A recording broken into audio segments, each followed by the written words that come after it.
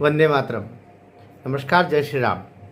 झारखंड के चुनाव 2 सोपान में होने हैं। पहला सोपान अभी 13 तारीख को सिर के ऊपर है।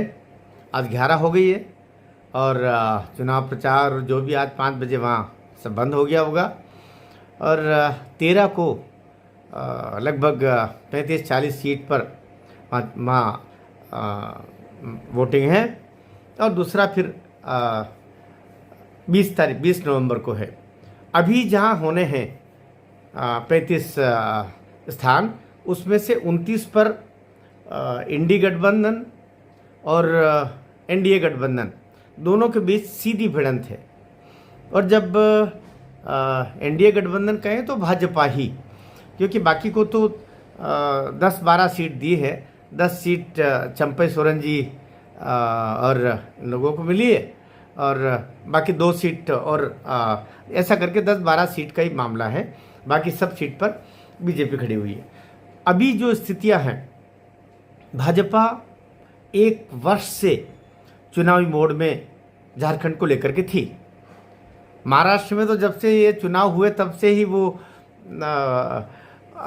वो चुनावी मोड में है, क्योंकि जैसे ही हुआ था वैसे ही अजीत पवार जी इधर आए, उधर शपथ ली और उधर फिर ये हो गया, उधर ये हो गया, धाम धड़ाका वो चलता ही रहा। लेकिन अभी झारखंड की हम बात कर लें तो झारखंड में भारतीय जनता पार्टी ने अपना सब कुछ होम दिया है। अपने बेस्ट 2 खिलाड़ी वहाँ पर छोड़े हैं। शिवराज सिंह जी चौहान, जिनकी सांगठनिक क्षमता और दूरदृष्टि का कोई तोड़ नहीं, सबको मिलाना और मिला करके और किस तरीके से फिर भाजपा को सशक्त बनाना, कोई इधर उधर जा रहा है तो उसको लाइन पर लेना और दलीय हित को सोचना, इसमें शिवराज सिंह चौहान का कोई तोड़ नहीं। एक काम उन्होंने संभाल रखा था पूरा। मैं कहा करता हूँ चंद्रमा के समान शीतल शिवराज सिंह चौहान, हमारे मध्य प्रदेश का गौरव शिवराज सिंह चौहान, असंभव को संभव कर दे शिवराज सिंह चौहान, जहाँ बात नहीं बन रही हो वहाँ बात बना दे शिवराज सिंह चौहान, जो अपने पास में नहीं आ रहा है उसको पास में बुला ले शिवराज सिंह चौहान, और हारती हुई बाजी को भी जीत में बदल दे शिवराज सिंह चौहान। तो झारखंड तो पहले भी हमारे पास 88 में से 35 सीटें थी। अब बहुत अच्छा हमारा वहाँ पर कुल मिलाकर के वातावरण रहा है। और अब तो जो हमारे भूले बिसरे साथी जो इधर उधर हो गए थे वो ही अब इधर आ गए हैं। चंपई सोरेन भी इधर हैं और पहले जिन्होंने अपनी एक स्वतंत्र पार्टी बना ली थी वो हमारे भाजपा के और संघ के बहुत बहुत पुराने कार्यकर्ता हैं, वे भी उसके साथ जुड़ गए। तो कुल मिलाकर के झारखंड बहुत दांव पर हमारा है, लेकिन नियोजित तरीके से भाजपा उसमें आगे बढ़ी है। थोड़ी समझने वाली बात यह है, वोटर्स आपका वोटिंग के लिए चला जाए, ये चिंता करना पड़ेगी। और दूसरा जो फायर ब्रांड, अभी 2 फायर ब्रांड है।